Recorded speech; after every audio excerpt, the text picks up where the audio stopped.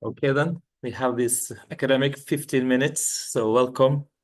Dear all, my name is Arne Foshaug. I'm CEO at the University of Bergen and representing the university and the formal administrative leader of the Norwegian Institute at Athens. So on behalf of University of Bergen, I welcome you to this 36th annual meeting of NIA. It's a great pleasure to see you all. Visiting Athens, it's my fourth time, I guess. I was here 2 years ago as well at the annual meeting. Make you see history in perspective, and 36 years, it's really not mentionable. But after having followed the Institute for the last few years, I experienced the activity highly relevant. The Institute has its formal role, but the activity also makes it more and more interesting meeting point for Norwegian universities, even if the ownership is sole University of Bergen.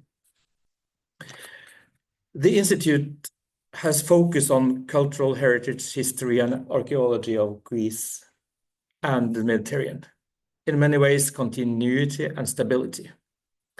But in these very special times, I believe it's particularly important to cultivate international relations in general and relations between countries in Europe in particular. In today's world, it's also important to embrace European culture and values, and to learn from the shared history we are part of.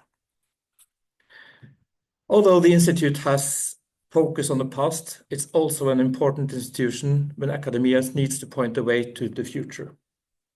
It's also worth commending NIA for increased interdisciplinary activity, and at UAB, NIA has the attention of a wide range of faculties. Therefore, it's exciting that today's keynote address is from the University Museum of Bergen. I must also mention that the museum is celebrating its 200th anniversary this year, an anniversary that marks a museum with great and increasing relevance in contemporary times. NIA has been through a transition, but we observe that this minimum of staff manages to develop the Institute, and during the recent few years are attracting several universities in Norway and includes a broad area of academic disciplines. Delia and Pascalis are very active, both in Greece and in Athens, and many thanks to them and our partners that are represented here. At the same time, they are doing important work with NIA's advisory board in Norway, thereby ensuring close connections to academic communities back home. Again, thank you for your contribution to tighten the link between Norwegian academia and Greece. And I will give the floor to Delia, who is the formal head of NIA in Greece, who will guide you through the annual meeting. Thank you so much.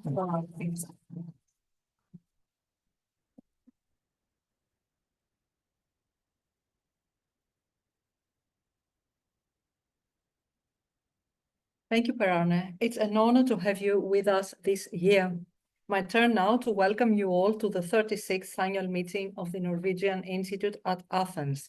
Warmest welcome to our keynote speaker, Dr. Björn Nilsson, assistant directors and colleagues from the foreign schools in Athens and the Nordic Library, representatives of the Norwegian Embassy, the Hellenic Ministry of Culture, the Ministry of Economy and Finances, partners and friends of the Institute in Norway and elsewhere joining online.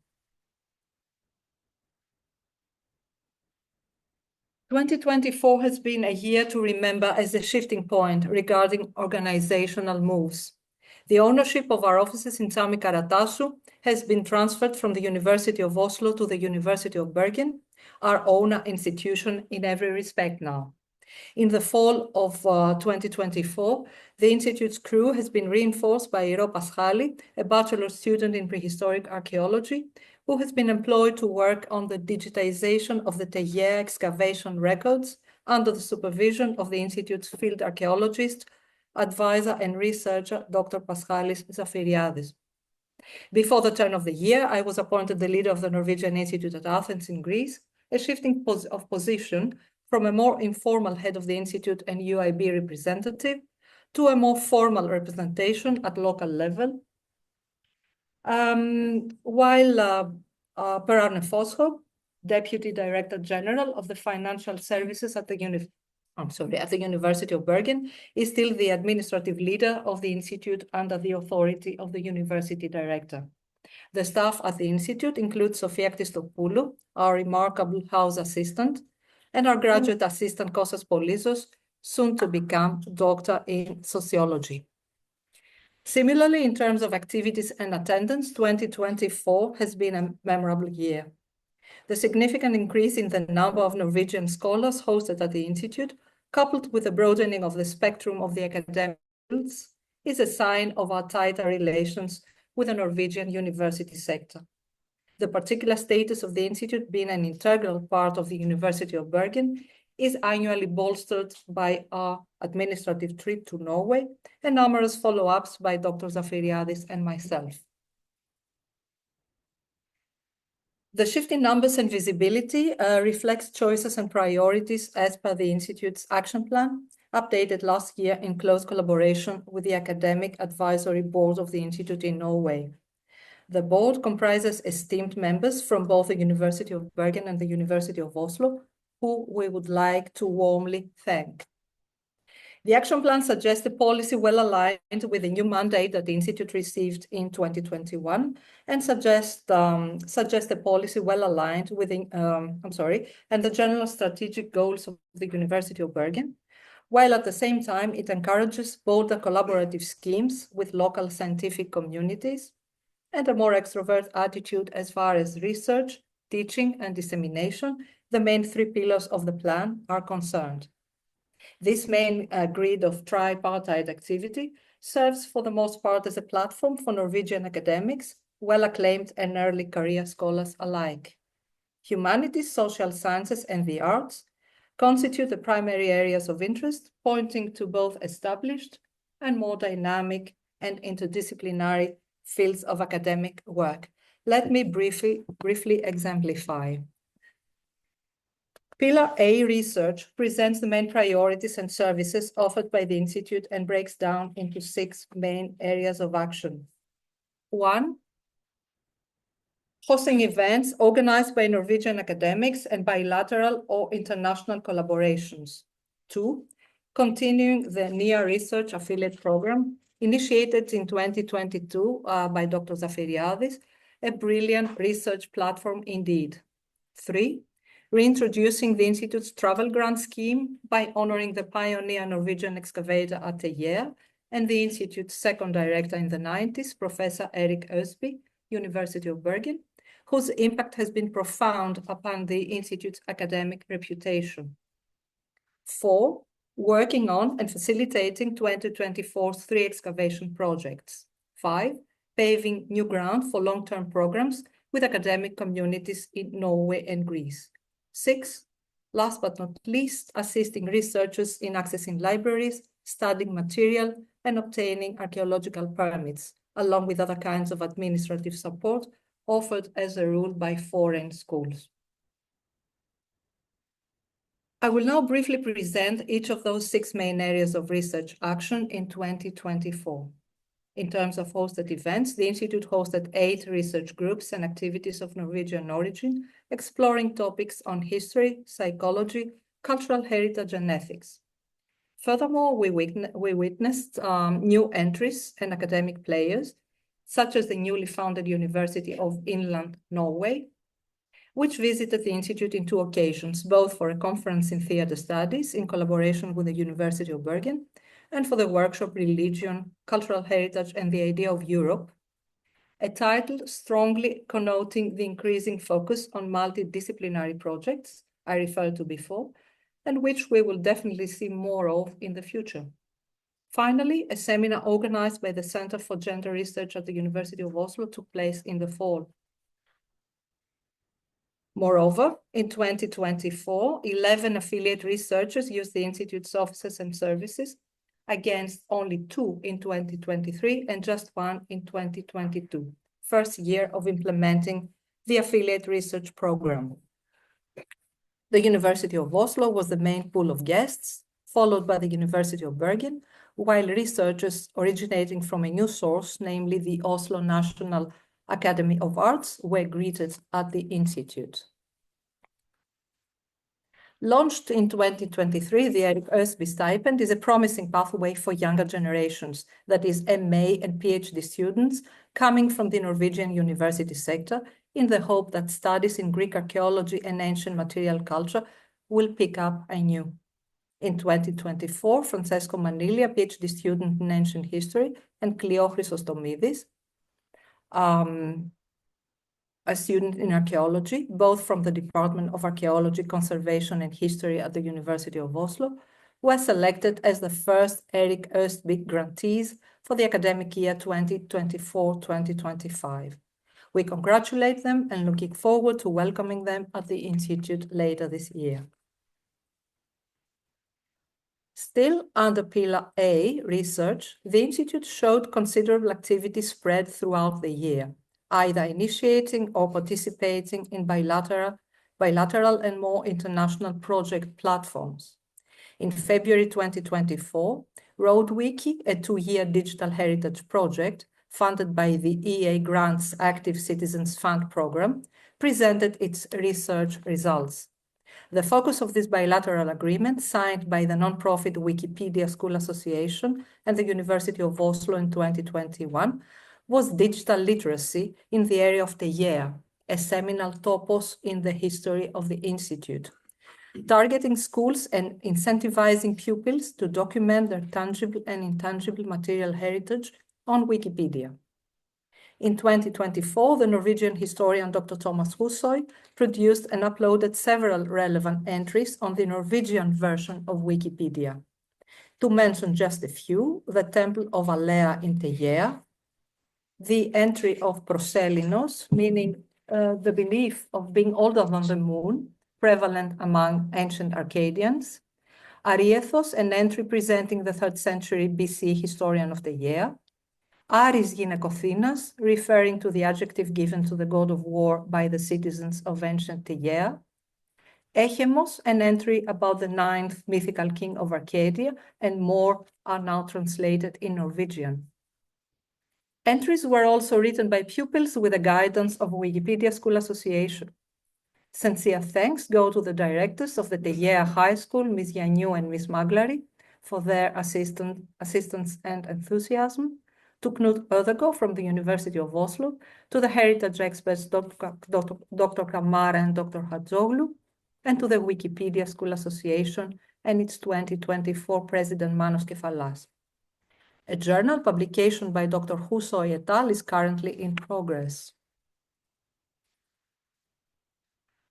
A collaboration between the Faculty of Arts, Design and Music at the University of Bergen took shape in 2024 under the auspices of NORBED Research Platform, which I will briefly discuss a little later in the last section of the talk.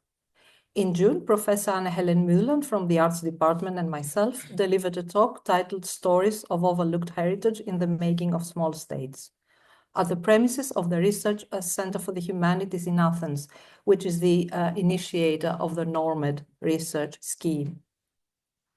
The focus of the talk was 19th and 20th century ceramic and textile heritage and manufacturing. The work will continue, leading to an EU Horizon proposal later this year, involving more Norwegian, Greek, and other European academics and stakeholders. Not only is a general tendency worldwide, but also a firm strategy at the University of Bergen for more sustainable activity options and moderate traveling.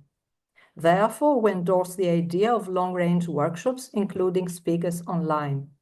On December 4 and 5, 2024, the first hybrid workshop series exploring new tendencies in digital archaeology was launched by Dr. Zafiriadis, who is also the architect of the idea and main organizer on behalf of the Institute, in collaboration with Associate Professor Marcos Katsianis from the University of Patras, Björn Nilsson from the University of Bergen Museum, Søren Handberg from the Department of Archaeology, University of Oslo. Well-acclaimed scholars from Norway, Greece, and abroad discussed in person and online the topic of digital impacts on archaeological fieldwork, advantages and limitations. This is the first of 4 annual seminars on digital archaeology, and it will soon be published by our series papers and monographs from the Norwegian Institute at Athens. Turning now to Pillar B of the Action Plan, Teaching, we are happy to announce that in 2024, 3 student courses were hosted at and facilitated by the Institute. In January, we welcomed back, first time after the COVID, the 5-week bachelor course titled Athens in Antiquity, organized by Professors Anastasia Maravella, Knut Ödegård, and Senior Lecturer Eirik Vello, who made in situ teaching possible for 20 undergraduate students, thanks to the coordinated efforts of 2 departments at the University of Oslo, the Department of Philosophy, Classics, History of Art and Ideas, and the Department of Archaeology, Conservation and History. Important to mention at this point is that the students now receive ECTS credits for their Athens visit. In the first 2 weeks of April, the biennial visit of the course of philosophy led by Professor of Philosophy Halvard Foshaug at the University of Bergen took place. 15 undergraduate students of philosophy attended lectures on community, happiness, and art in archaic and classical Athens and got awarded ECT credit points. For the second year in a row, the course Practicum Placement visited Athens in the fall 2024, accompanied by lecturer Jan Schaier from the Department of Teacher Education and School Research, University of Oslo, 4 student teachers with English, Norwegian, and history as their teaching subjects joined Pierce College's International Baccalaureate program in order to exchange knowledge and good practice regarding teaching and classroom organizing. Moving now to third pillar of the action plan, dissemination. There are numerous activities to report, consisting mainly of lectures organized by the Institute during the year. To present them more systematically, 8 lectures were given by established scholars of Greek and Norwegian origin, ranging from Paleolithic archaeology to identity construction in classical city-states to AI-assisted research and teaching. Institutions such as the National Archaeological Museum, the Norwegian Universities of Bergen, Oslo, and Agder, as well as the Aristotle University of Thessaloniki, were represented. Core of the Institute's dissemination activity is the annual presentation of our archaeological work, fieldwork.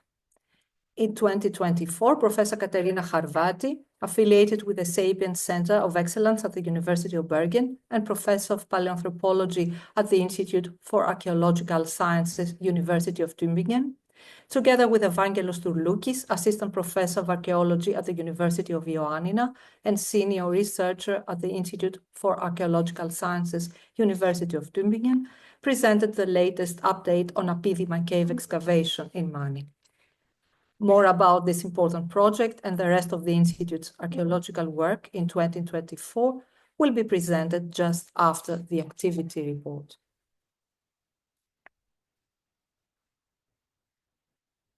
Lecture series are always rewarding in terms of setting milestones throughout the year, generating promising academic interactions, and bringing about cutting-edge topics for longer periods of time. In 2024, we continued our discussion-based series Dialogues, designed to shape Norwegian and Greek academic couples. The speakers present in a relaxed, discursive, seated form their research in progress, nurtured within the same field of academic inquiry. This year, the Dialogues couple consisted of Apostolos Panos, Professor of History at the University of Agder in Norway, and Maria Efthimiou, Historian and Professor Emeritus at the National and Kapodistrian University, discussing meaning in historical time, a lecture delivered by way of exemption in Greek. The other lecture series of 2024 was a new entry in our activity calendar, thanks to the efforts of the Atheneum, Society of Friends of the Norwegian Institute at Athens in Norway, and the dedication of NIA's Paschalis Afiriades. Stuart Robinson, Professor of Political Science at the University of Tromsø, launched the series by presenting with touches of humor the real Thucydides trap, how today's statesmen see what they want and expect to see in their favorite ancient historian, Thucydides.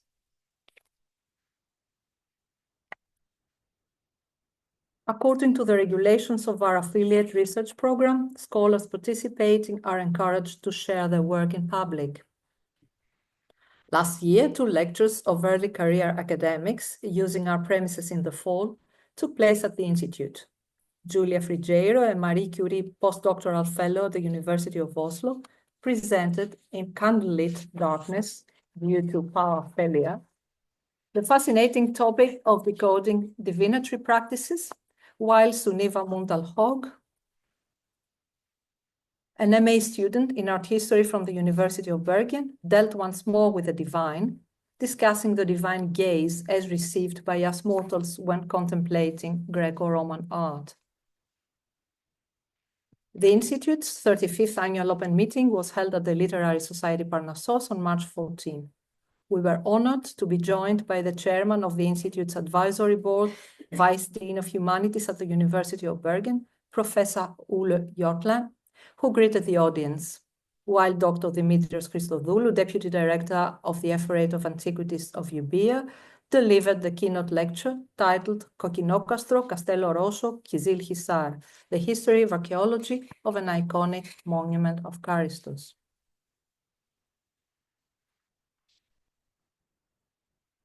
The last part of this presentation is devoted to the tightening of relations between the Institute/University of Bergen and academic/institutional communities in Greece, something which gained particular momentum in 2024. Specifically, in September 2024, the leadership of the University of Bergen, a delegation of 16 officials, including the rector, Margaret Hagen, on the picture on the left-hand side, she's standing on the left.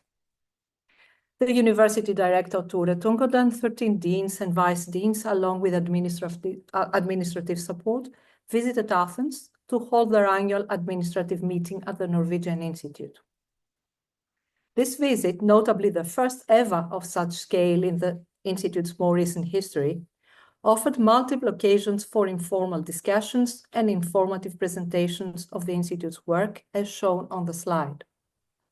Moreover, the IB leaders dedicated a day to visit our excavation at Gourimadi in Euboea, where they were guided around by the co-director of the excavation, Paschalis Afiriadis.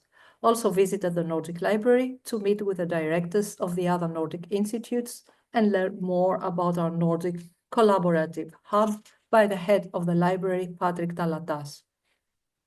The presence of the ambassador of Norway to Greece, Laila Brand Jakel, she is standing next to the rector, who welcomed the delegation at the Institute's premises and presented views about Greece and the bonding role of the NIA for both countries, was a key component of the first day.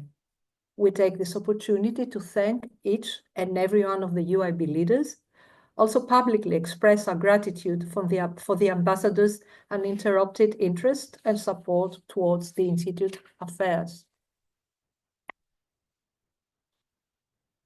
Now, in terms of long-range, bolder collaborative schemes of particular institutional significance, we are proud to announce that in the spring/summer 2024, a memorandum of understanding was signed by the General Director of the Hellenic Ministry of Culture, Olympia Vikatou, and the Director of the Cultural History Museum, University of Oslo, Professor Aud Tønnesen. Since 2019, Professor Håkon Glørsted, former director of the Cultural History Museum and initiator of this visionary idea, and myself, representing the Institute and the University of Bergen, have been working together in order to make it happen, not only because of its institutional and academic merit, but also as a preamble to the inauguration of the new Museum of the Viking Age, planned to open later in the decade in Oslo.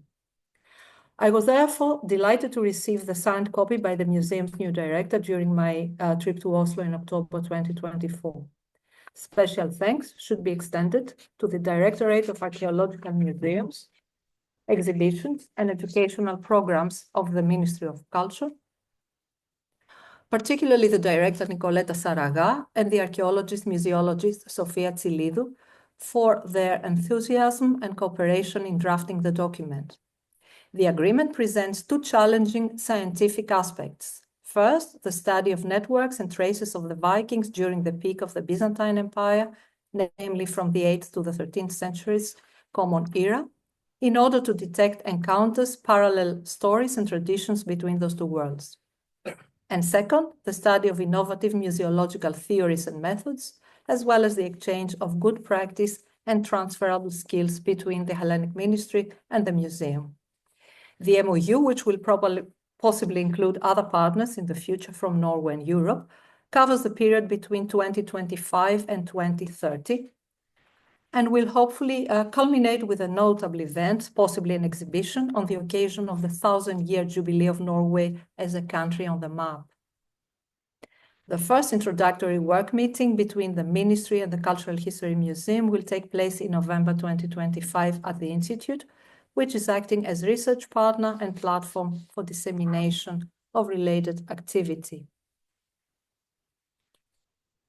In 2022, the Research Center for the Humanities issued a call to all Nordic institutes in Athens, the Danes, the Finns, the Swedes, and us, for participation in the NORMED Research Initiative, drawn on a previous conference about Norway and Greece, Center and Periphery, co-organized with the Norwegian Institute in 2019. The Research Center for the Humanities went a step further to engage partners in the exploration of North and Mediterranean countries on the basis of smallness, or small states in the making. In 2024, NORMED systematized its research goals by organizing a spring seminar series where researchers from all 4 institutes, affiliate partners, and individual scholars presented research ideas relating to the main concept of smallness as an analytic and methodological tool. In April 11, Måns Pelt, former director of the Danish Institute and associate professor in international history at the University of Copenhagen, gave a lecture titled Becoming Small, the Case of Denmark and the Imperative of the Regional, 1814-1945. In May 15, Apostolos Tsyouvalas, PhD candidate at the Norwegian Center for the Law of the Sea, University of Tromsø, talked about small states and kino-political power at sea, taming nomadic forces from Greenland to Greece, while in June 6, Anne-Helen Mühlen, professor of ceramics at the University of Bergen, and myself discussed stories of overlooked heritage in the making of small states, as I shown before in the presentation. Sincere thanks to Professor Ada Diala, Dr. Despina Valatsou, and Dr. Athina Bozika from the Research Center for the Humanities for this promising ongoing collaboration. As always, the Nordic Library is the neighbor and the constant partner, providing space for our researchers and a platform for collaborative action. On behalf of the Library Board, I would like to congratulate Patrick Talatas for becoming head librarian in 2024 and welcome the new academic librarian, Eddie Björklöf, who joined our little community before the closing of the year. According to the library's annual report, 2024 marked the year with the highest number of users at the library, 4,095, in all 29 years of its operation. Under the chairmanship of the Finnish Institute and its director, Dr. Petra Pakanen, 8 board meetings took place at the library throughout the year, along with 2 special work meetings for the preparation of the 30-year Jubilee festivities in the fall 2025. The board, consisting of the leaders of all 4 institutes, together with the librarians, discusses not only budgets, accounts, and library policy, but also theoretical perspectives regarding the status of smaller libraries in the years to come.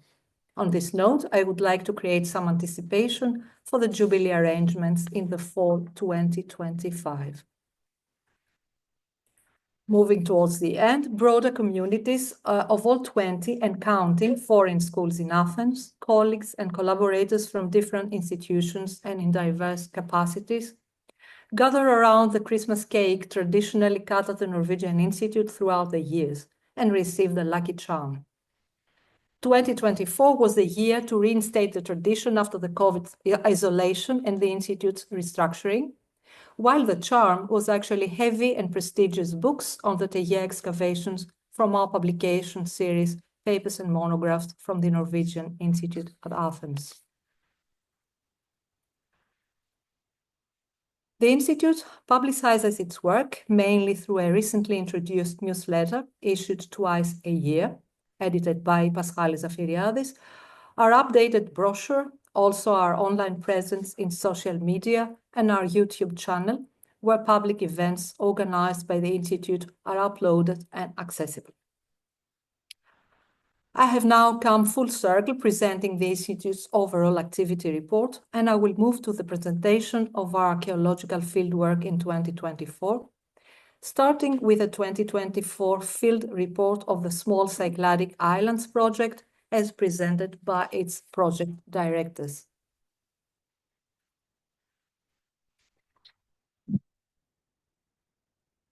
In 2024, the Small Cycladic Islands project, or SCIP, embarked on its sixth and final field season of archaeological survey as a synergasia directed by Dimitrios Athanasoulis with Alex Nodel and Zarko Tankozic as co-directors. The SCIP team carried out remote sensing and pedestrian surveys of 21 islets in the southern Cyclades in the vicinity of Santorini, Anafi, and the arc that runs between Folegandros and Donousa. Fieldwork in 2024 began with a base on Santorini in order to survey the islands of Christiana, comprised of Christiani and Ascania.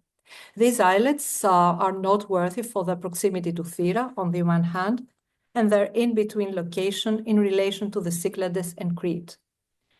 The Stadiodromikon of Constantine VII Porphyrogenitus notes that Christiani was one of the Aegean islands used by Byzantine forces en route from Constantinople in the campaign of 949 Common Era to recapture Crete from the Arabs. There is an extensive built environment comprised of features dedicated to habitation, agricultural exploitation, water management, and surveillance. The most significant seems to relate to the monastery attested on the island. The remains of two churches were found there as well, with a small fortification on the steep hill slope above. Pottery finds included material from prehistory to the present, with especially significant quantities of late Neolithic and early Bronze Age material. The density and extent of the pottery scatter over several hectares suggests a permanent settlement on the island of surprisingly early date. Only a few sherds of archaic to Hellenistic date were found on the island, though there's an evidence of substantial activity on the island from the Roman period onwards.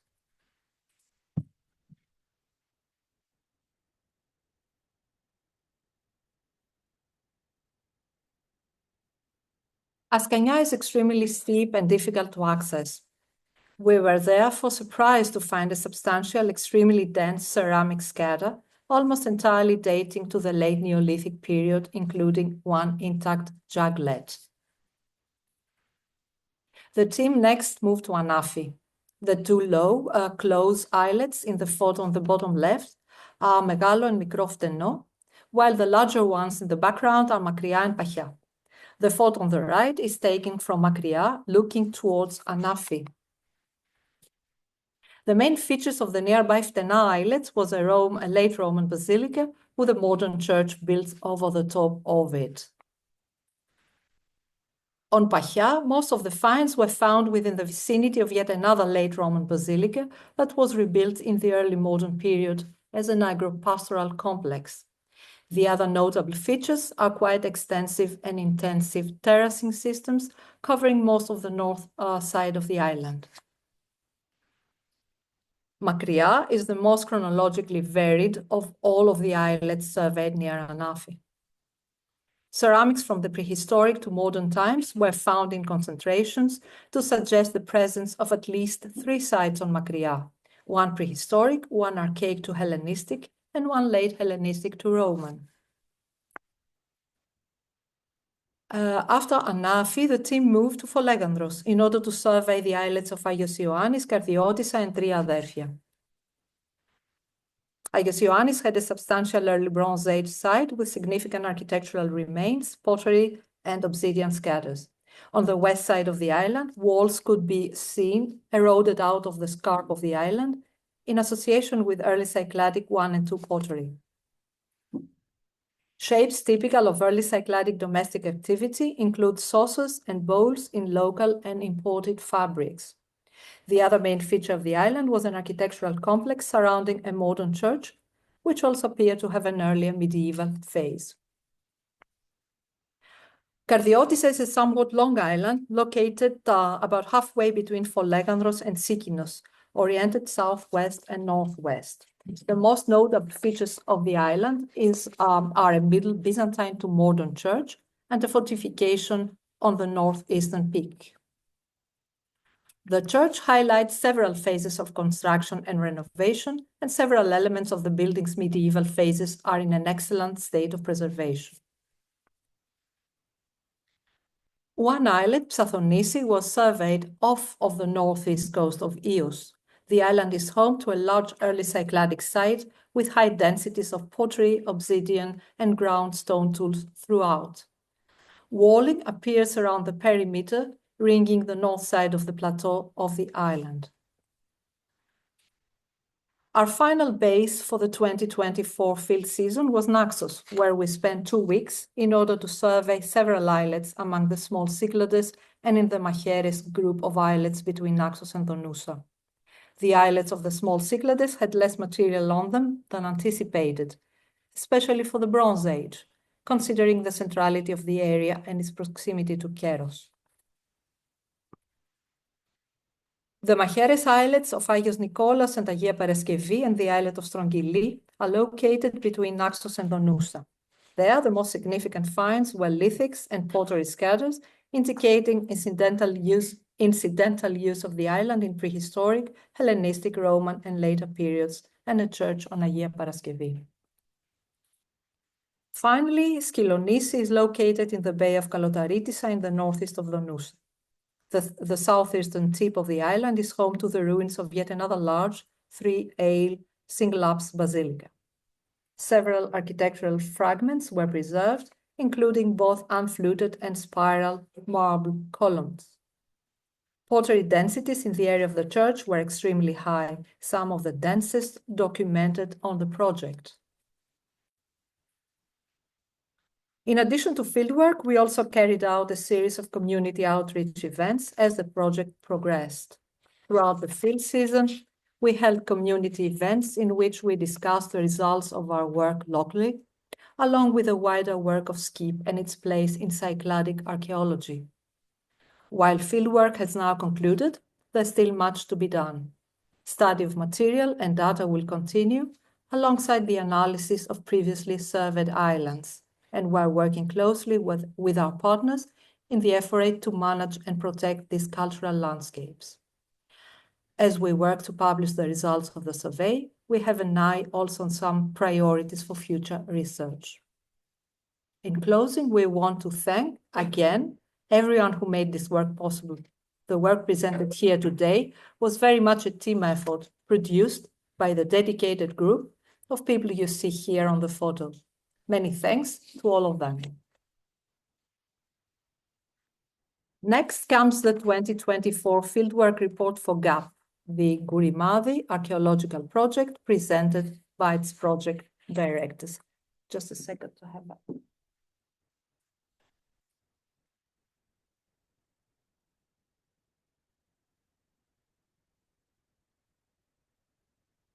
That belongs to SCIP.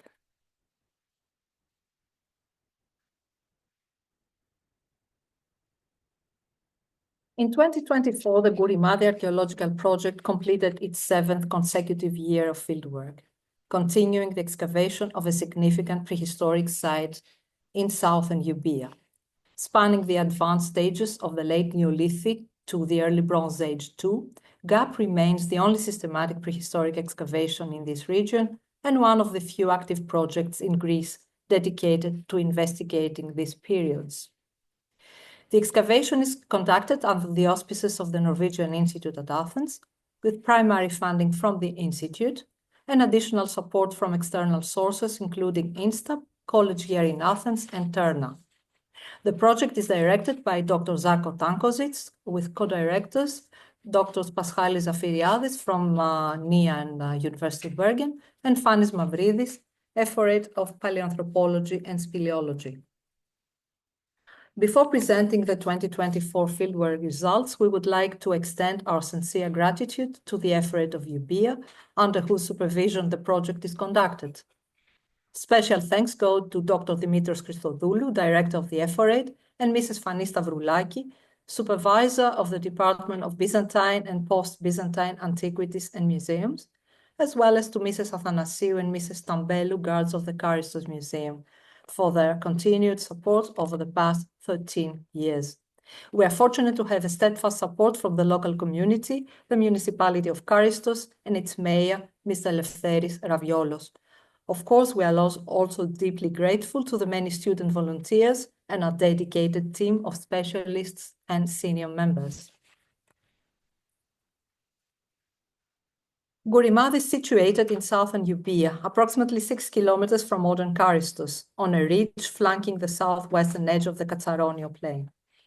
Since 2018, excavations have progressively revealed a prehistoric settlement with extensive and successive architectural phases spanning the late Neolithic to the early Bronze Age too, as indicated by pottery sequences. Notably, the absence of any post-early Bronze Age II materials suggests the site was not re-inhabited during later periods, which contributed to its remarkable preservation. As you can see on the slide, the site's preservation is exceptional. Stone-built architecture has been uncovered in every trench, often down to bedrock. One remarkable example, Wall 4 in Trench 1, stands at an impressive 1.85 meters, making it one of the best preserved architectural features of the early prehistoric Aegean.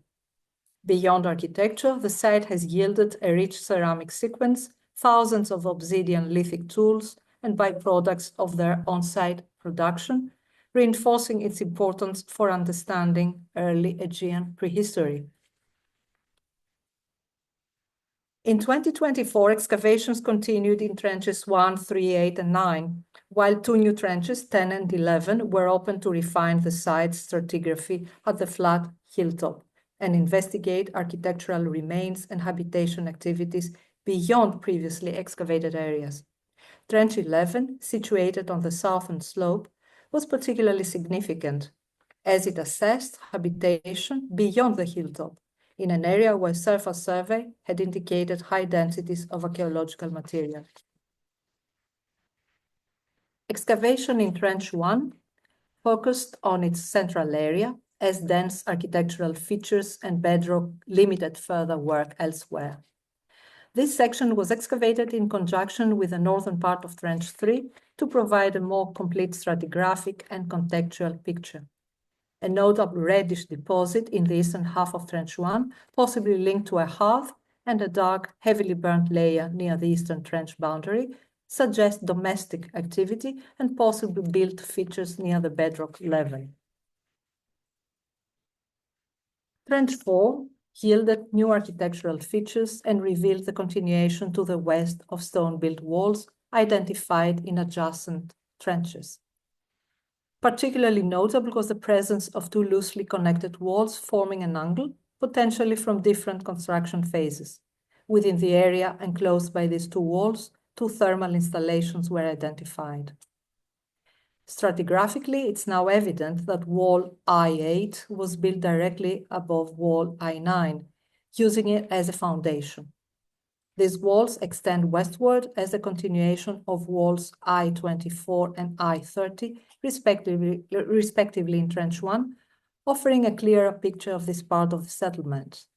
Ongoing excavation will determine whether the 2 lower walls originally formed a stone-paved passage leading into the interior of the settlement, as current evidence suggests.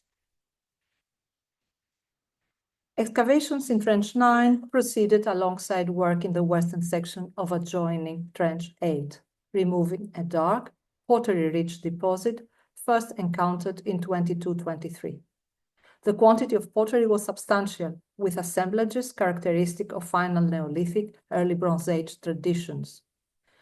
A concentration of animal bones and fragmented drinking and pouring vessels near the trench center suggests a commensality event. 2 additional stone-built walls were uncovered, along with numerous obsidian finds, including several arrowheads and 3 partially preserved figurines. Meanwhile, surface clearance in Trench 10 revealed at least 3 stone-built walls, which are tentatively associated with structures in Trenches 9, 5, and 4. These findings will be further examined in 2025, as the 2024 excavations in Trench 10 were primarily focused on removing the surface layer.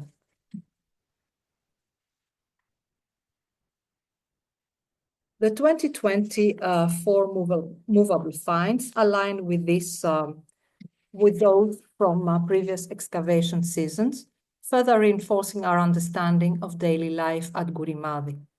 A notable concentration of spindle whorls suggesting textile-related activities was documented, particularly in Trench 9, which also yielded substantial quantities of pottery and domestic animal bones. In addition to ceramics spanning the late Neolithic to early Bronze Age, the finds included spindle whorls, abandoned obsidian artifacts, ground stone tools, 3 partially preserved figurines, and faunal remains. These assemblages contribute valuable insights into craft activities, subsistence practices, and material culture at the site. In summary, the 2024 excavations have deepened our understanding of this complex site. We have refined the stratigraphy of the architectural remains, revealing overlapping construction phases from the 5th and 4th millennia before Common Era. With clear evidence of mid and possibly early 5th millennium habitation, Gourimadi now stands as the oldest known open-air site in southern Euboea, making it pivotal for reconstructing Aegean prehistoric chronology. It's important to mention that we have continued educating large numbers of Norwegian archaeology students in the methods and techniques of archaeological field research, which is the knowledge that they will be able to implement back in their home country. We have also begun what we hope will be a fruitful collaboration with a college here in Athens, also with the goal of expanding educational and training activities at Gourimadi. Finally, we are happy that the project now has an active cooperation with colleagues from the archaeology section of the University Museum of Bergen that consists of staff and equipment exchange and the coordination of other activities that we hope to expand in the future. The project directors and the Norwegian Institute at Athens extend their heartfelt gratitude to all individuals and institutions that have contributed to our success. Special thanks go to our dedicated team of specialists and volunteers from Norway and around the world. We look forward to continuing our research and uncovering more about this remarkable site in the coming years. Our last project, as reported by its project directors, focused on the archaeological and geological investigations at the Apidima Cave Complex in Mani during the 2024 field season. The third field season of the Apidima project was conducted from 22nd of August 2024 to 2nd of October 2024. This is a 5-year 2021 to 2025 research program of archaeological and geological investigations at the homonymous cave complex in Mani, Peloponnese, which is co-directed by Professor Katerina Harvati, University of Bergen and University of Tübingen, and Professor Evangelos Tourloukis, University of Ioannina, and it's funded by the ERC project First Steps, meaning our first steps to Europe, Pleistocene Homo sapiens dispersals, adaptations, and interactions in Southeast Europe. The site is situated between the Bay of Ítilo and the Bay of Viros, on the steep coast west of Archaeopolis, and comprises of 5 karstic caverns, caves A to E.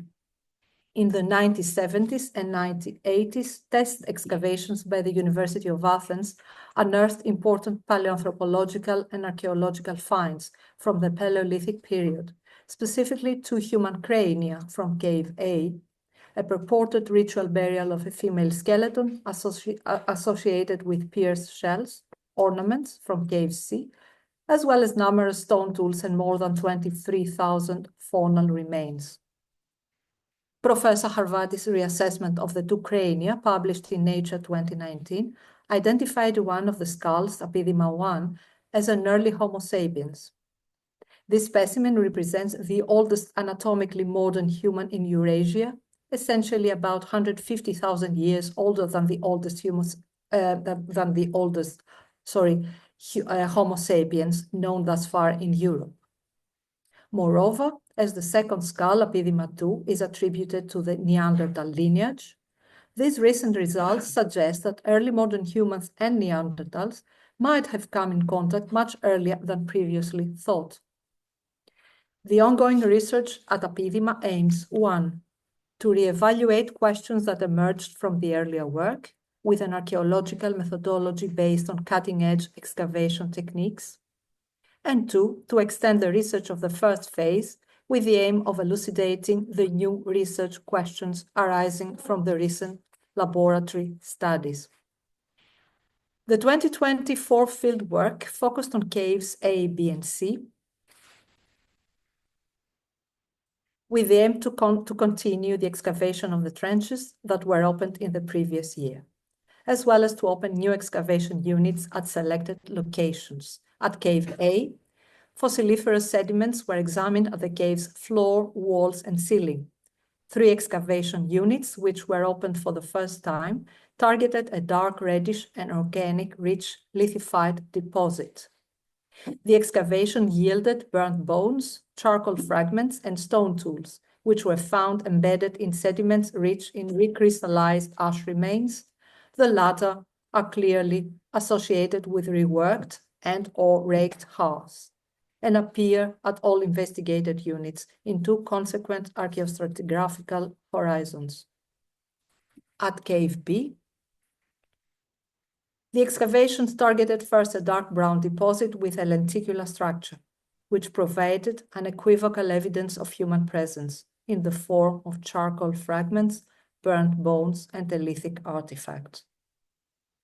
Similar to Cave A, evidence of cemented ash, which is found in different layers and parts of the cave, is interpreted as disturbed remains of hearths and testifies to the use of the cave by Paleolithic groups. At Cave C,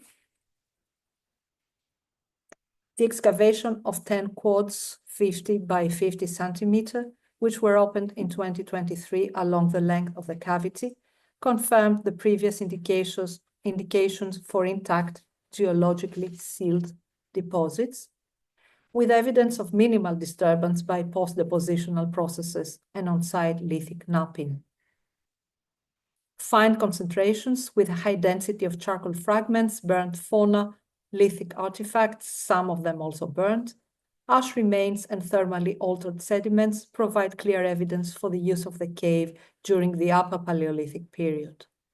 Noteworthy is also the discovery of osseous artifacts, as well as pierced shells that were used as ornaments.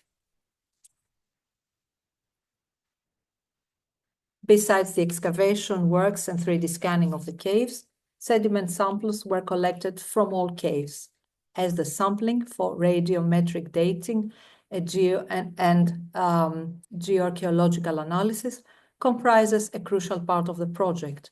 Around 100 samples have been thus far collected during the last 3 years. Samples of shells were collected for dating by electron spin resonance, ESR. Sediment samples in the form of small cylindrical cores were extracted for luminescence dating techniques. Charcoal fragments were collected for radiocarbon dating. Bulk samples were collected for phytolith analysis, and monolith blocks were taken for micromorphological and geochemical analysis. In conclusion, the results of the 2024 field season brought to light new and important data for the use of each cave by Pleistocene hunter-gatherers, which further underline the significance of this cave complex for human evolution research.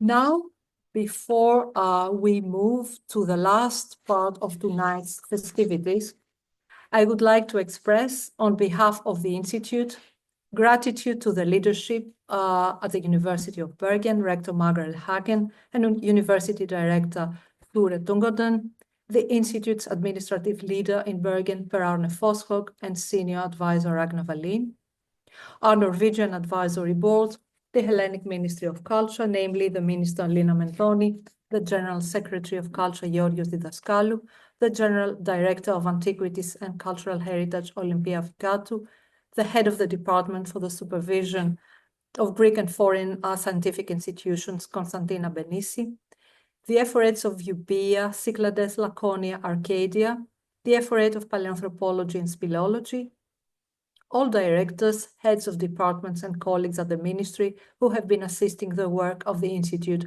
since its establishment and early days. I would also like to thank the project directors, co-directors, and participants in all of our archaeological projects, the Norwegian Embassy in Greece, the Nordic Institutes, foreign schools, and the Nordic Library, the Athenaeum Friends Association in Norway, and all friends and collaborators of the Institute in both countries.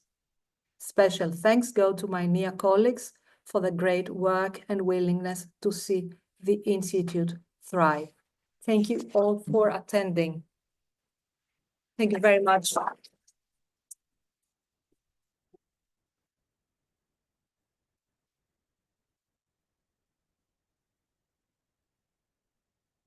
It is now time to turn to our keynote speaker for tonight, Dr. Björn Nilsson, Head of the Department of Cultural History at the University of Bergen. Björn is also an experienced field archaeologist, having joined the Gurimad excavation for a little while last summer. We do hope to see more of him in the near future in various collaborative projects. Dr. Nilsson, thank you for accepting our invitation. You have the floor. Thank you. So thank you. I'm really delighted to be here and also to present this lecture, which perhaps also should be seen as some kind of invitation of working more together from the University Museum in Bergen, but together with the Institute. Thank you so much. Thank you. So behind this long title is, as I said, some kind of invitation. I would like to start a little bit, just so you are clear that I am not a classical archaeologist. This is exactly what I'm not. But, and I think that fits very well, actually, today. So I found this map. It's quite interesting map when it comes to maritime mapping, because it's a square map and it has the Antarctica as a center. And as you can see, the places I've been working on actually is on a straight line. This was not my intention, but so I'm an archaeologist. I worked with my thesis on environmental studies, but also literature. So I've been transgressing both humanities and natural sciences. Some 15 years ago, I started to work with the archaeology of the continental shelves, that is underwater archaeology. And I will come back to that as a way of perhaps expanding the horizons of our work in Greece. Also, I've been working with artistic research, mostly photography, but also with high-end geophysics, that is like big science facilities like neutron accelerators and so on. So when I look at it, it looks a bit like a schizophrenic person, but I'm sure this is some kind of totality inside here. So let's go into today's lecture. And let me just start, as Per Arne also said, that this is somehow a lecture about our museum that is 200 years today. Or not today, but this year, actually in April. It's a university museum in Bergen. It was the seed for the university itself. It consists of one natural history museum and one cultural history museum. And I'm the director of the cultural history department. It's a national museum, one of 5 national museums in Norway.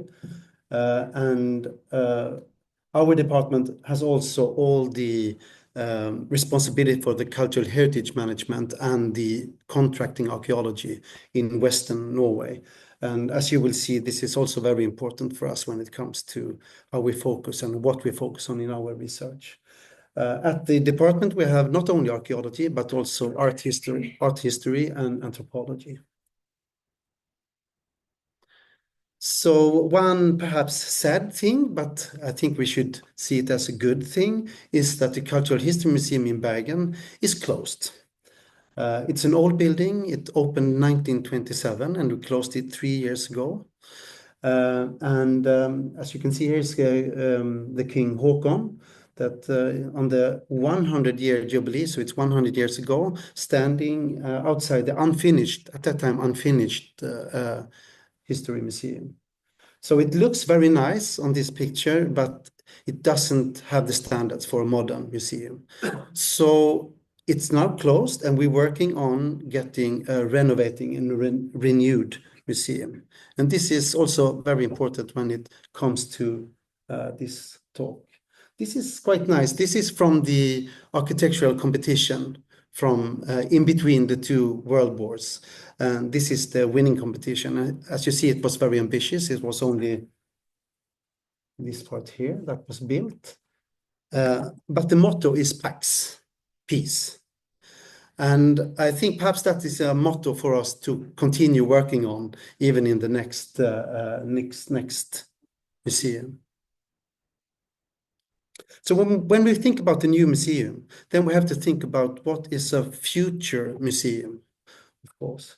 And one thing is, of course, to keep on the research. We are a research museum. I think also we should be more of a cultural institution and take care of the national collection we have. We have, for example, medieval art that is outstanding. It's globally renowned since the medieval art in many other places were burnt or destroyed during the Middle Ages. A new museum for us is also an integrated part of the university campus. It has to be a place for both students, but also, of course, the citizens of Bergen, and not least tourists. When it comes to the focus of our museum, we are very transdisciplinary. We have the Natural History Museum, we have the Cultural History Museum, but also the methods and the ways we are doing our research in our museum is by large transdisciplinary. And of course, one of the most important things for us is to keep on the cultural heritage management that is done by the university in Norway. And I have my colleague here, Morten, today, and we will see a little bit about his work as well, and he's head of the cultural heritage management section at the museum. So let's delve into 3 small projects before we go to a more global level. And in the end of this talk, I will also get a little bit closer to Greece. And these 3 projects, Morten, as I said, is actually a project leader as well. So first of all, let's consider the topography and geography of Norway. As a whole, it's only 3% that is arable land. So it means that fishing and hunting has always been the main economy, or one of the most important economies. In Westland, our region, it's even less. It's only 1.5% that is arable land. So it's fjords, it's alpine areas. It's literally, if you think about Norwegian in a tourist brochure, this is Westland. It's fantastic. So one of the more common ways of actually keeping along from the Bronze Age and up till today is to combine both fishing and farming. And I will give you a little bit of an insight in this economy. First, so you get some kind of understanding of what we're talking about here. This is a small farm. Perhaps you can have 1 or 2 cows some goats up in the Shillings further up. And this day, it's a very calm sea. I can guarantee that this sea is not always like this.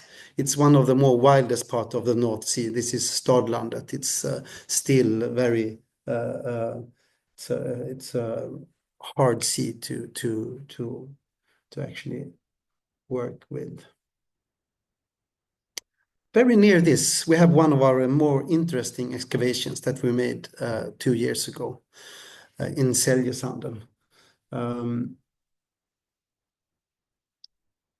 At this beach, we found a more than 2,000-year-old gallery grave. It's a Stone Age grave, a megalithic grave. And so far, I think we have 10 individuals because we are still going on with analysis. So it's a collective grave. But the interesting thing with this is not only that this is the markers of the first farmers in this area. They are also exploiting the blue resources outside in a very special way. This is a fish, a cod, and this is also some of the elements we use in order to trace the sizes of a cod. And if we look at some diagrams when we have measured all these small bones, you can see there is something that is called the stockfish window. And that is the sizes that you prefer when you are going for cod and also saithe and other codfish, and when you're going to dry them and make the famous bacalhau or stockfish. The two diagrams, we shouldn't go into this too far, but the two diagrams on the top is medieval, very famous stockfish places. So one is on Iceland and one is on Lofoten in northern, where there is actually two sites at that time, but in northern Norway. And you can see there is a peak that you're only hunting for a certain size. And the two diagrams further down, they are from the Stone Age. They are 2,200 years old. And this means that we have one of the oldest, perhaps the oldest in the world, of fishing, where they have been very selective and only taking fish for drying. So this is something that we are working with. And I could also say that this is something that Morten and his colleague Konrad Smirovsky will actually talk about more on the Institute later this year when we have more results, perhaps also some more DNA results. So it's one way of looking at this archaeology in some kind of maritime perspective. Another thing, and this is also a parallel to the Gorimadi project in many senses, but also the SCIP, the island project. For 5 years now, we have been excavating together with master students on one particular island and tried to survey and excavate and try to find all different prehistoric remains on this island. It's not only prehistoric remains, it's actually remains from 10, 11,000 years. It's also one of the first connections with the oil platforms. So we have the oil industry coming here, but also fish and salmon farming. So it's a long-term project that is developed creating the idea of actually thinking about one island, its long history, and the relationship between man and sea. We are focusing on Viking Age buildings, mostly. And you can see we have some that are not easy to see here. This is the site, and now I will go back in time. This is the Viking time, and this is how it looked like exactly. Not exactly, perhaps, but this is a good way actually of seeing it. And it's this type of islands, this type of seasonality that they used is very important to understand the total economy in this region. And of course, this ocean near culture also made this region quite specific. This is only some kilometers further north. This is actually the port or the way how to actually get to the other side of the North Sea. That means Iceland and Greenland and so on. And it's from this area that we have this. And this is also what you can see from the Icelandic sagas.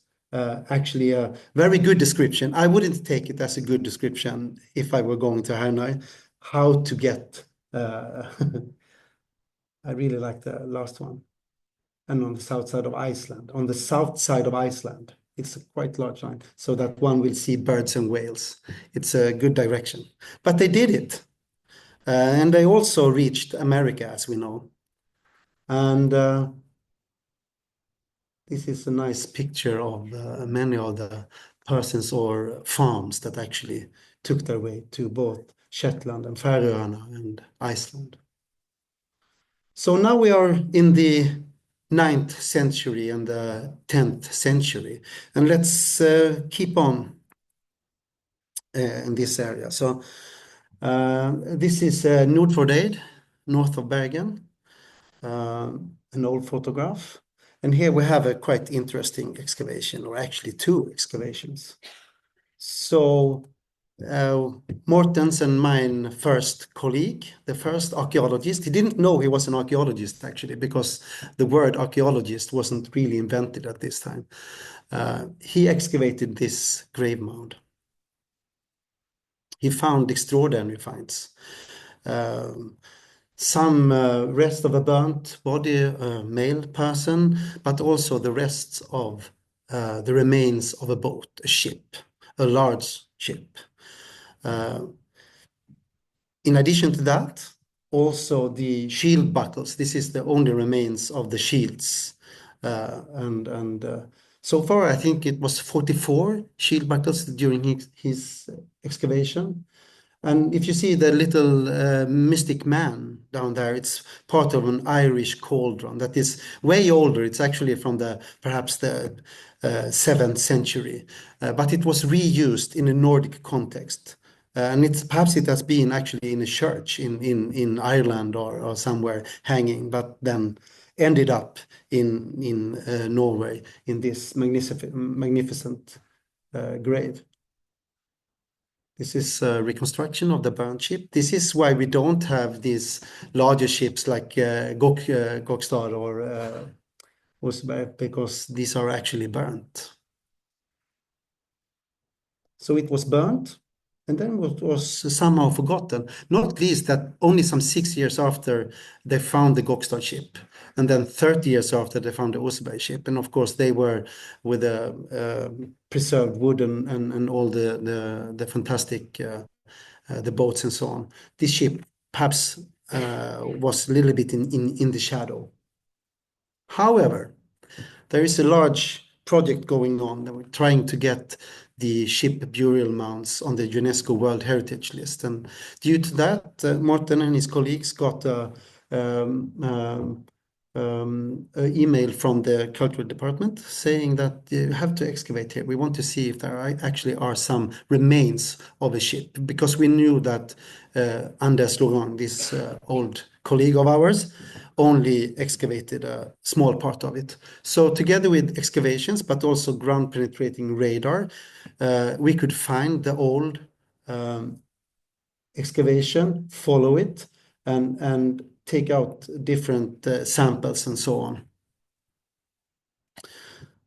This is yet another picture of Rector Margaret Hagen in her ordinary. This is how she looks actually when she's working at the UiB. And also the head of the National Board of Antiquity on the side, and then is Morten and another colleague. And they are looking at some of the iron nails binding together the ship, and you find quite a lot of them. It actually that Anders Laurent, he didn't really take everything with him. He stuffed some of these in the middle of the grave and left it to us, his former colleagues. So it must be one of our longest, the duration of this excavation. It's 150 years, almost exactly.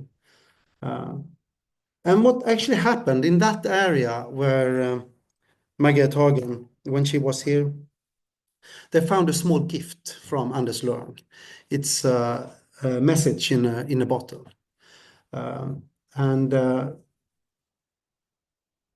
This is the bottle. Do we know what kind of bottle? Is it beer or wine or? I think it's Rhine Rhine. from the Rhine. Oh, Rhine Valley Yeah. wine. That's good. And into it, when we opened it, there was, of course, a small letter dating it and saying that he was excavating here. He actually says that he found 24 shield buckles. So he didn't know that they actually found 20 more. So yeah, and you can see there are also some runes in the far bottom, and I will come back to those. And this is Morten has just said it must be the first business card from our institution. We haven't seen so many of these no, and as you can see, he was studying law, and he was antiquar. He was not archaeologist, but he excavated quite a lot.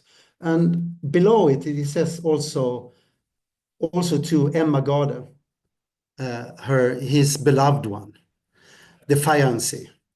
It's quite sweet. And also in the runic text here below, it says the same. And the funny thing is, like, it's nice to be archaeologist because we know what happened before, is that there is is it 2 years before? He also excavated another grave mound and also put down a bottle. So we knew this was perhaps happening. And but then it's another woman, which actually married another person. But Emma and Anders, they actually got each other 2 years after they married. So and that's quite nice. He also put down some money, some Swedish and Norwegian money. Yeah.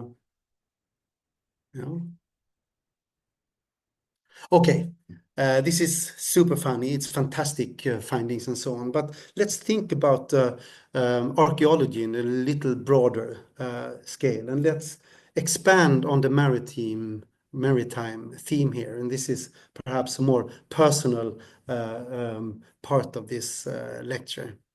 So one thing that I think that cultural heritage in Norway, and especially in the western part of Norway, has to deal with is, of course, the oceans. And as we know, the oceans is also a very specific theme at Bergen University. This is something that we are really good at.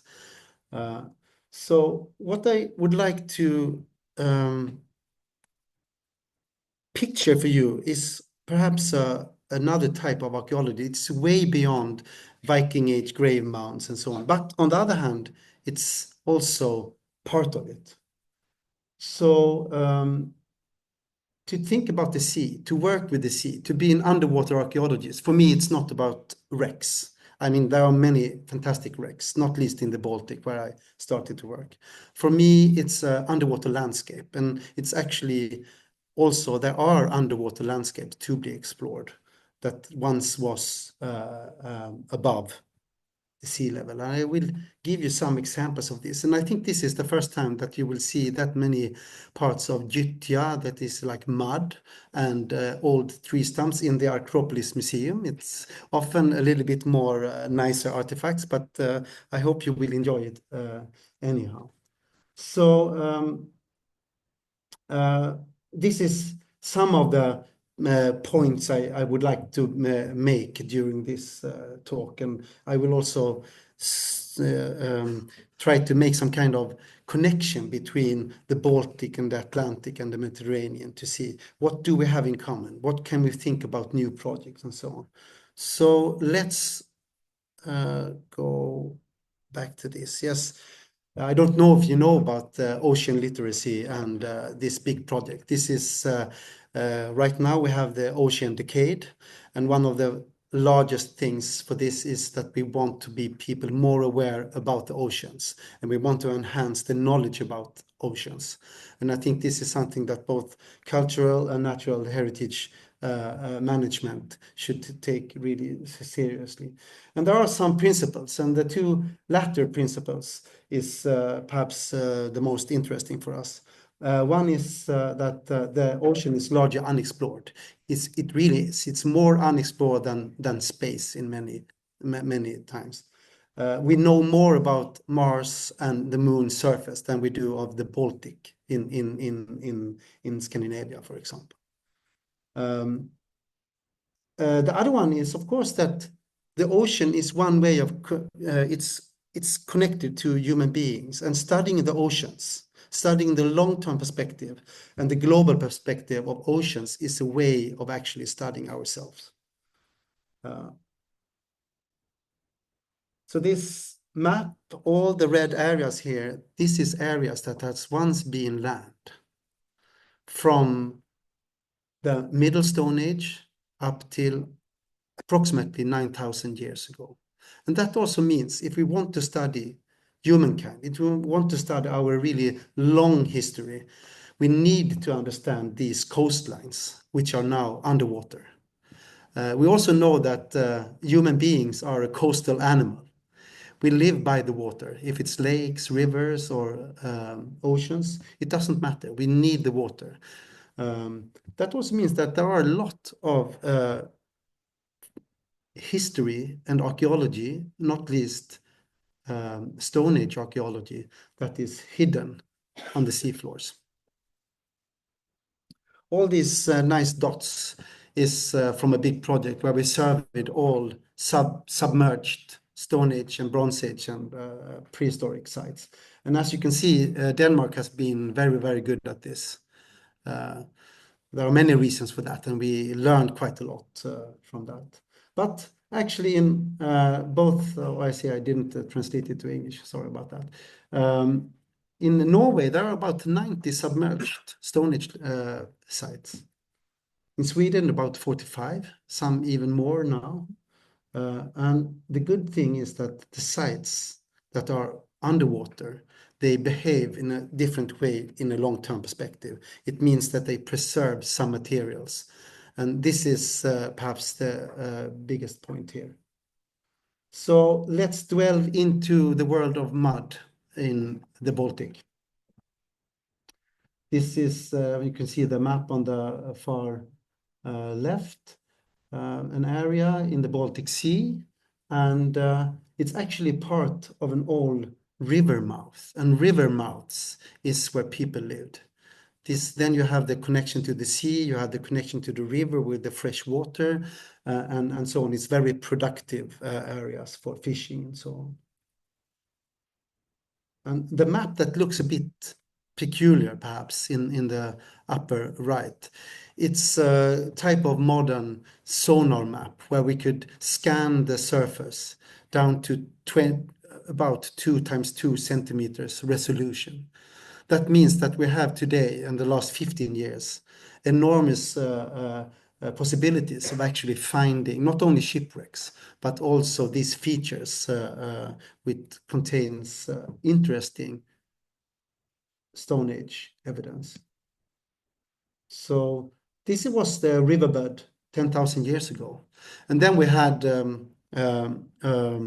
inundation. So the sea level rise and the sandy hills on this, they actually disappeared.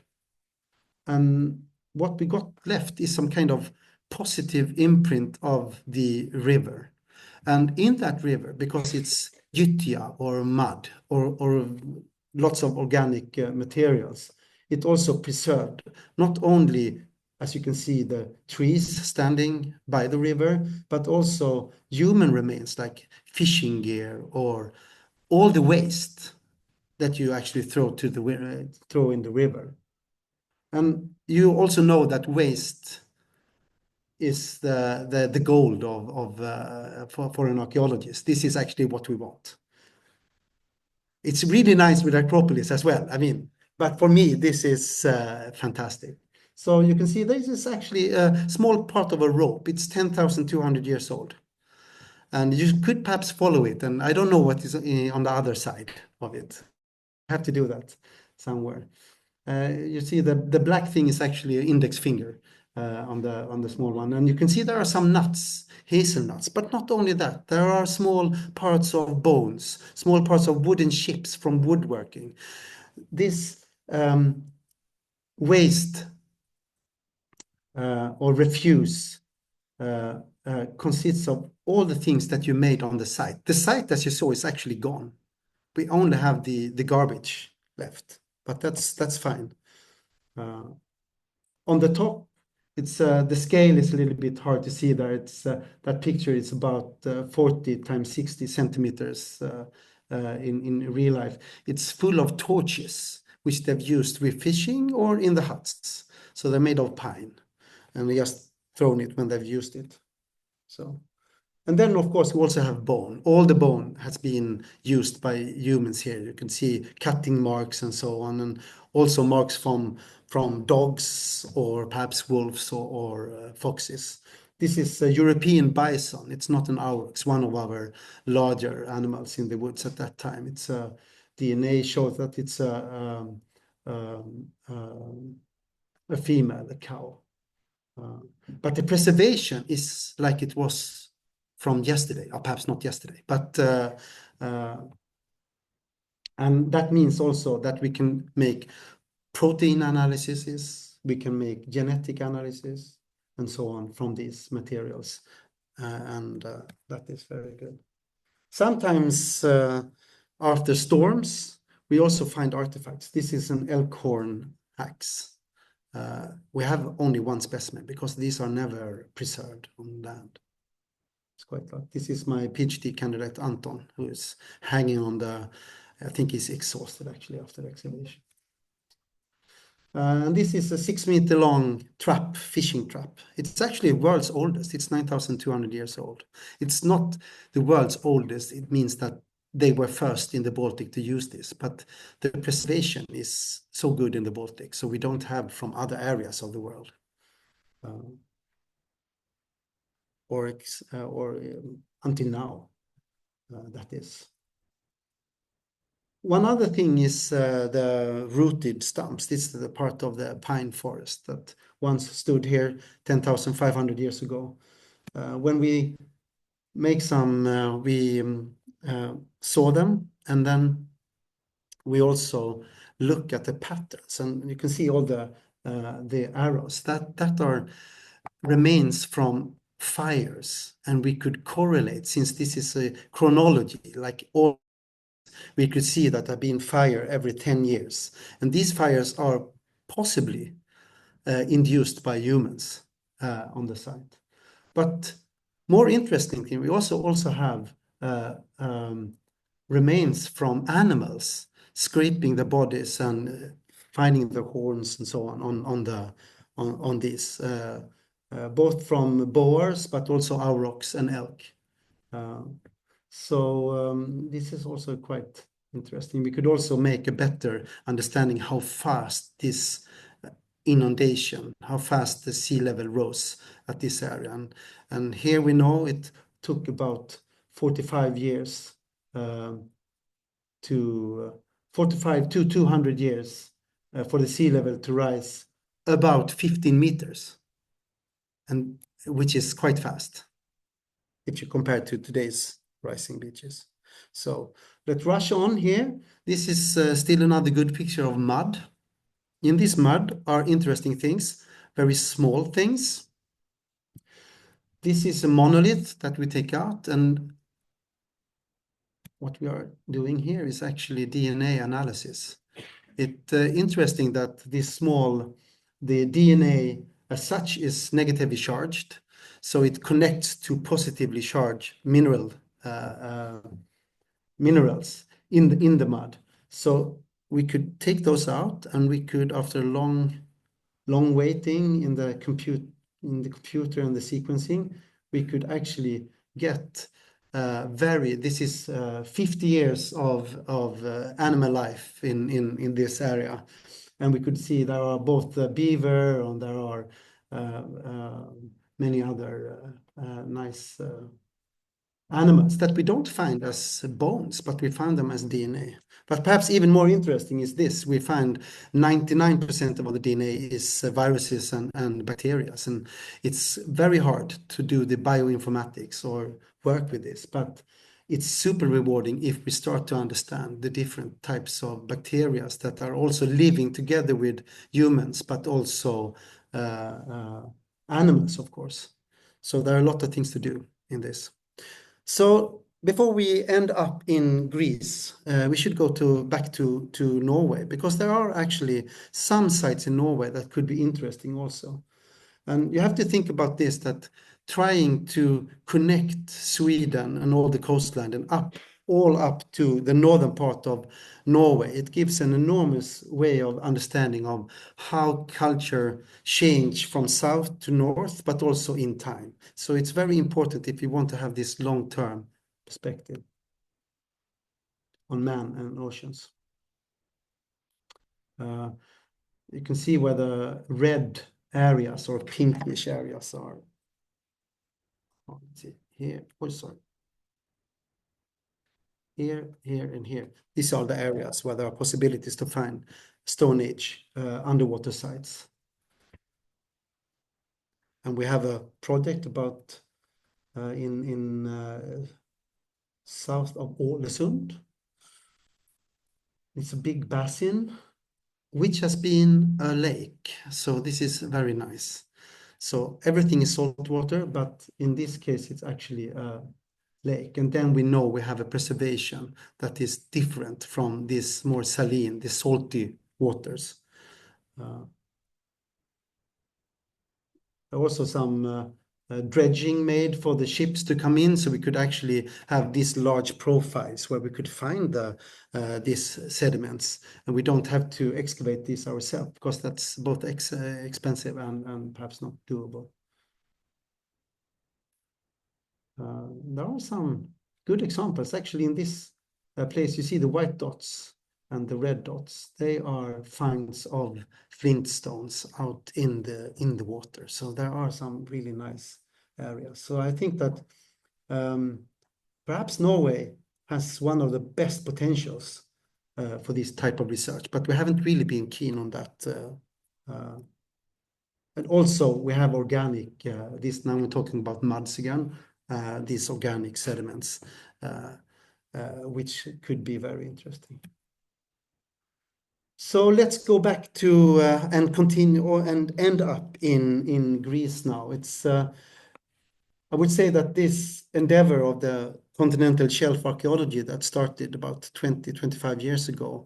So one of the prime persons here was Dimitrios, who was the chair of a big action, scientific action that was paid by the European community. And he also worked while working in Greece. So this is the findings so far. That perhaps there could be some more. This is from 2022. And as you can see, actually, some of these connecting to Delia's presentation of the cave, there are some underwater caves with Middle Paleolithic remains also, which are very interesting. We are going to concentrate on this area here now, and this is where the Hurimadi project is.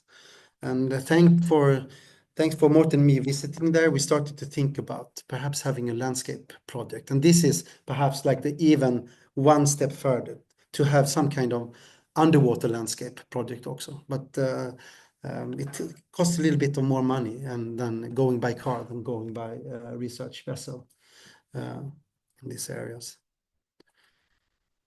Let's look about this. This is the coastline 500,000 years ago. So this is like far, far away. But the interesting thing is that, let's see, this is the red sea levels. Here's the zero, this is the sea level today. And as you can see, the last 500,000 years, it's always been under today's sea level in the Red Sea. So if we want to understand the Paleolithic, or perhaps also the out of Africa hypothesis, this is the way to go. You have to get wet feet, actually. And you can also see the interesting land bridge here. If we go 20,000 years ago, very near in future, not far from now, You can also see that we have this complex of bigger islands. So the sea hopping, the island hopping here haven't been any problem for the people 20,000 years ago. We know that they had boats, so that's not a problem. So let's think a little bit about this region here and from some kind of future research perspective.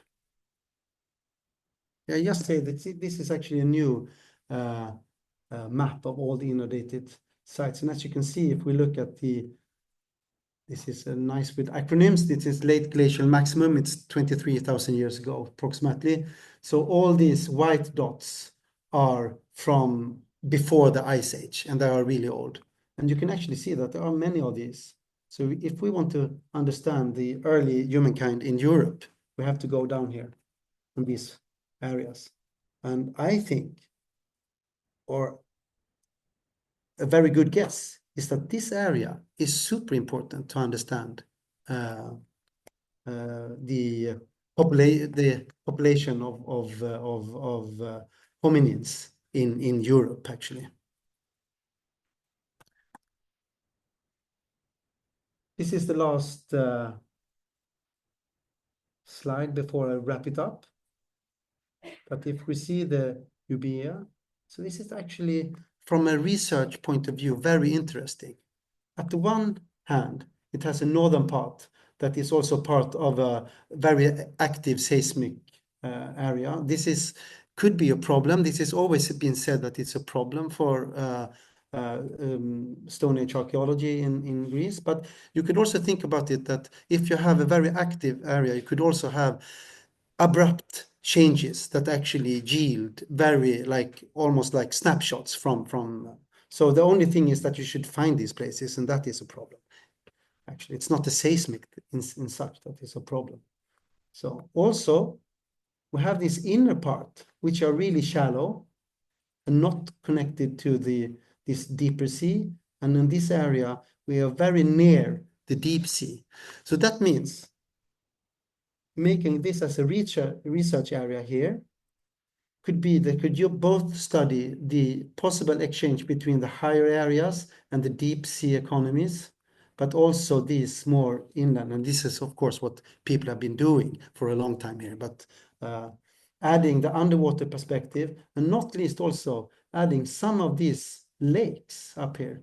This is a very deep lake or trench right now, but we know from corings made in the 80s that there are some remains of organic materials here, that we also could do this type of sediment analysis, for example, and get perhaps really long environmental, really long data of environmental processes, which I think could serve a really large area very good. So, to end this, this is what I think about, like if we should think about landscape and underwater archaeology in one way, like both the seascapes and the landscapes. And in the future, I actually think the future lies in understanding oceans much more.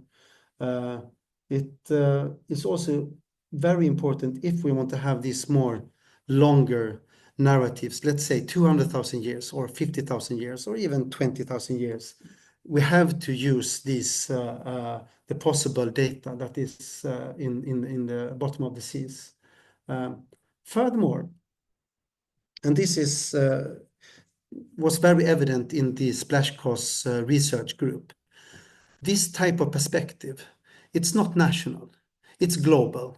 And it's also something that connects us, even scholars from since it's also very special when it comes to some of the methods. They work all over the world. They work in Australia, they work in UK or in the Baltic. So it's very nice, nicely knitted part of a research community. And that is also something that I think that the institute, for example, is the perfect node for us in Norway to meet the scholars in Greece, because this is, of course, not something that we can do as Scandinavians. We have to have all the professionals from this area. But perhaps we have some methods, perhaps we have some techniques. Both Greece and Norway are maritime states, in the sense that the economy relies upon maritime, both shipping and techniques. So that could be very interesting. And we also see that the last 10 years, the maritime survey technology has been fantastic. Now with the drones, you can just put down, and you don't actually have to be a diver anymore. We also have robots. We have projects in the Black Sea on 1,500 meters depth that are excavating only. So it also will make this more efficient. It will be possible in the future to find the boats and whatever that is actually on these seafloors. And as I said before, also the genetics and the proteomics, these biomolecular new methods, will open up new perspectives for this. And when it came to if we excavate on the bottle, it's perhaps not where you put a flask with a message. So let's say the message for our archaeologists in 150 years, it's actually that we tried to do something. We tried to merge archaeology with environment. We tried to do something with the bad conditions of the oceans as well, and reach out for transdisciplinarity.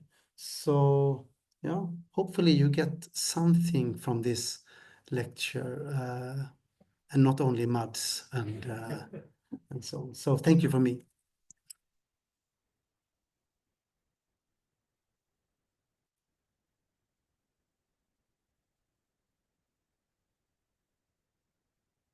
Thank you so much. Thank you. For a couple of different reasons. First of all, because you have lightened up this festive night with a discursive form of presenting. Appreciate that. And I would like to add a comment on your talk, saying that it's very bold to, at least in theory, try to abolish this rigid boundary between cultural history and natural history, that at least in museum theory and in museum practice haven't been talking to each other for, let's say, 200 years. So you are sort of presenting an idea of bringing into a cultural history museum results from hard science. And it's a very interesting challenge, and wish you luck with that. And Thank you. we will see, the museum will be opening around 2030, right? And we hope so. So we will keep in touch in terms of, coming to see the museum. Thank you so much. I also detect some Nordic collaboration maybe coming, and that is a fantastic thing to happen when people meet. That's also the point for the annual meetings. Thank you so much for attending. Thank you for being with us, and stay tuned with our social media. Then you can follow also the lectures that you can't follow in person. There are everything uploaded on YouTube channel. Thank you so much for our next everybody.